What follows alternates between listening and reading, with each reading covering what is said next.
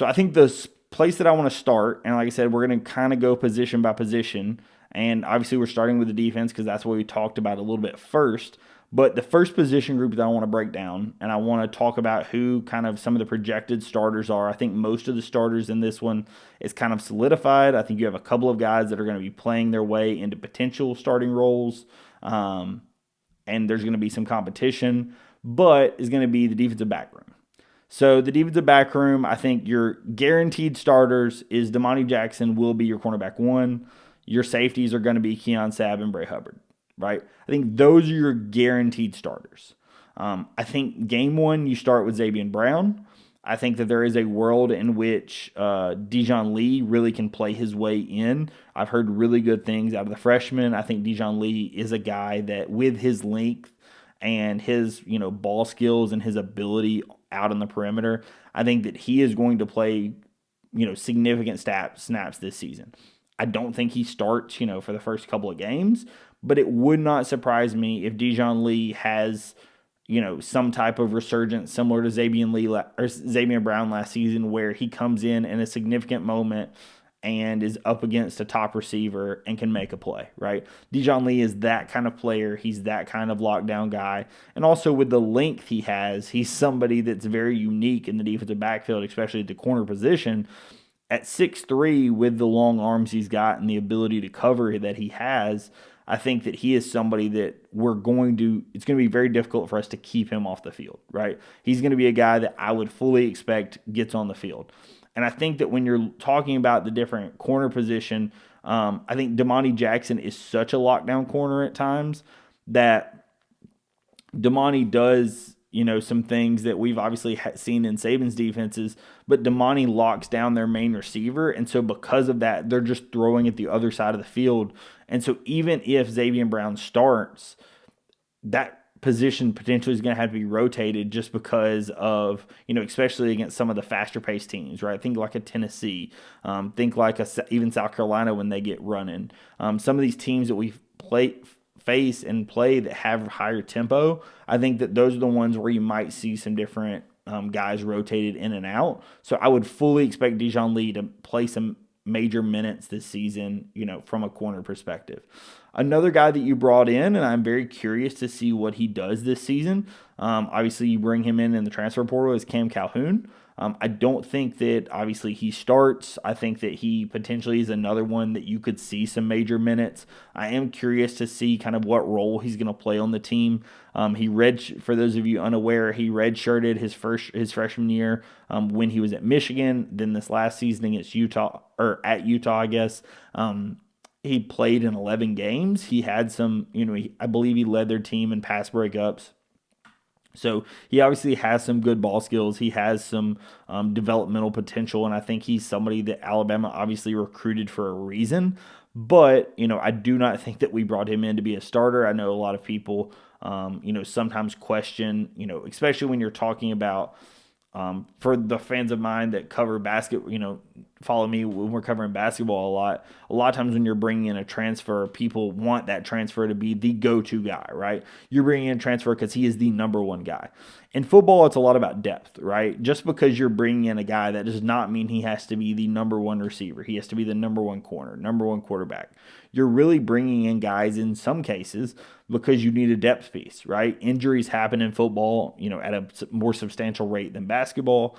Additionally, on top of that, you're talking about, development, strength and conditioning, etc. So, you have to have a guy behind the guy, right? A lot of football isn't how good your starters are. It's how good is your 2 deep, how good is your 3 deep. And so that's what you're looking at when you're looking at a guy like Cam Calhoun. Like I said, I would not expect him to start, but I do think that he plays pretty substantial minutes at some point in this game or at some point this season. He's another guy that I think, Alabama obviously brought him in for a reason. I would expect him to play probably in most games. I don't know if he's an every game guy, but I would expect him to play obviously in most games. Again, some of the guys that follow these depth charts and stuff a little more closely would be better about that than I would. Then you're looking at guys like Dre Kirkpatrick and Deshaun Jones. I think most people are predicting Deshaun Jones probably to start at that, Husky position, that third, corner safety hybrid, so to speak. in our system. Currently, that guy most people are projecting is Deshaun Jones. Deshaun Jones, the transfer previously from Wake Forest, last season did play in all 14 games.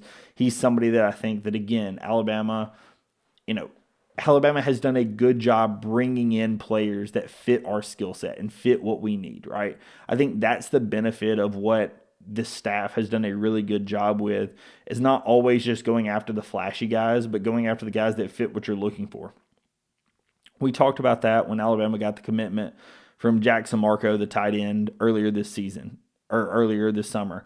There was a lot of comments around, why did Alabama get this tight end that nobody's ever heard of that's only caught like one pass? Well, it's because he fit the need that Alabama was looking for, and they were looking for a blocking tight end, right? He was an elite blocking tight end, and that's why Alabama brought him in.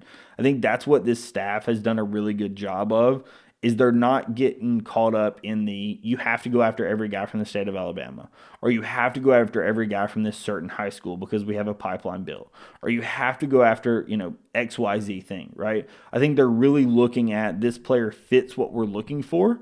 And I think that's what you're getting when you're looking at a guy like Cam Calhoun. That's what you're getting when you're looking at a guy like Deshaun Jones. Obviously, Dijon Lee was a super highly rated recruit. Everyone wanted him in the country. But it's even what you're getting when you're looking at him, right? Obviously, he's a guy that fits a position of need. Even though you have some starting corners that are really good, you can look at Dijon Lee and project him out and say, hey, this is an elite guy. This is a guy that can be a number one guy, maybe not this season, but next season. He's a guy that can play some substantial minutes upcoming in this next season. And then when Damani Jackson inevitably leaves next season, he's a senior. When he goes to the NFL draft this next season, you can slide a guy like Dijon Lee into a starting corner position, and he has already played substantial minutes this last season, right? So football is so much about making sure that you have the depth, making sure that your two deep is available to be able to play those snaps. And I think that's the spot that I think that Courtney Morgan and Kalen DeBoer and the recruiting staff has done a really good job of. And I think this cornerback room is a great example of that. I think that when you're looking at, the two deep at all of the positions, currently I'm looking at, the two deep that the Cover Crimson Locked On Bama guys have done. So their projected two deep says Keon Sabb starting safety with Zay Mincy behind him, Bray Hubbard starting free safety with Ivan Taylor, the freshman, behind him, Deshaun Jones and Dre Kirkpatrick, Xavier Lee and Cam Calhoun, and then Damani Jackson and Dijon Lee. That two deep is phenomenal, right?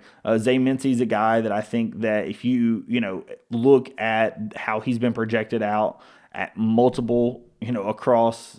If he was on another team, I think he's a guy that would be playing more substantial minutes than he potentially is going to get to play behind a guy like Keon Sabb. I think obviously Alabama will find places to put him on the field, but he's a guy that I think would play, more substantial minutes in other places.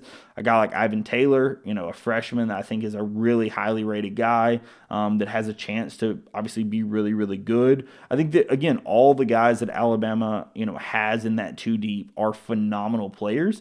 And I think, honestly, that the defensive backfield is a place that Alabama is incredibly strong. It's a place that we had a lot of question marks coming into last season just because there were so many guys that you were kind of unsure about. The only guy you knew for sure about was Malachi Moore, obviously losing Caleb Downs. You brought in Keon Sabb. You hope that Keon Sabb was going to be able to replace Downs in a substantial way. I think that at the beginning of the season, I think Sabb did a really good job prior to the broken foot injury.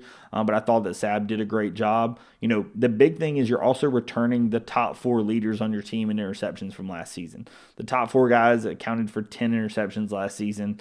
Hubbard and Brown both got 3, and Sabb and Jackson both got 2. Right, so when you're bringing, when you have those guys returning, you're returning 10 interceptions from last season, and in situations like Hubbard and Brown, the guys who led the team in interceptions, Xavier Brown obviously was a freshman last season, didn't play a ton, obviously played in some major minutes, but did not had really no experience prior to that. And Bray Hubbard, another one that did not have really any major minutes in substantial crunch time prior to that. Keon Sabb goes down and he looked incredible in the back end, right? So I think that's where what gives you the most hope for this defensive backfield. I think that honestly, this defense, I can look all across the defense, and I think I'm very happy with what I see about it. I think this is a defense that absolutely can be as good as last season's team, if not better. Honestly, I would probably suspect it's going to be a little better just because you have a second season under Kane Womack, and I think that the places where you lost people on the defense, the people that are replacing them, are going to be, I don't want to say just as good, but they're going to be able to fill some of the same. They're going to be able to fill the holes that the previous person left.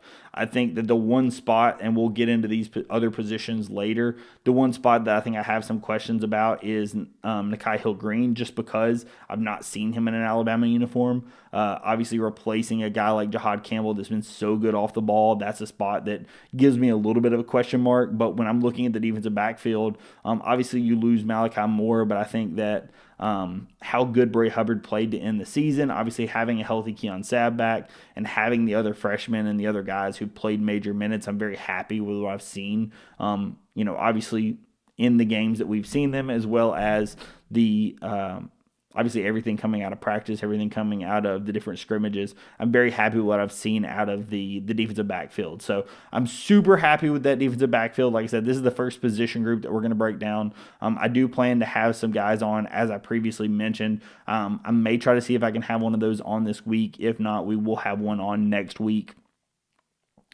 As always, thank you so much for everyone who supports the show. Like I said, if you are not subscribed to the channel already, if you could do so, I really would appreciate it. It absolutely does help me out.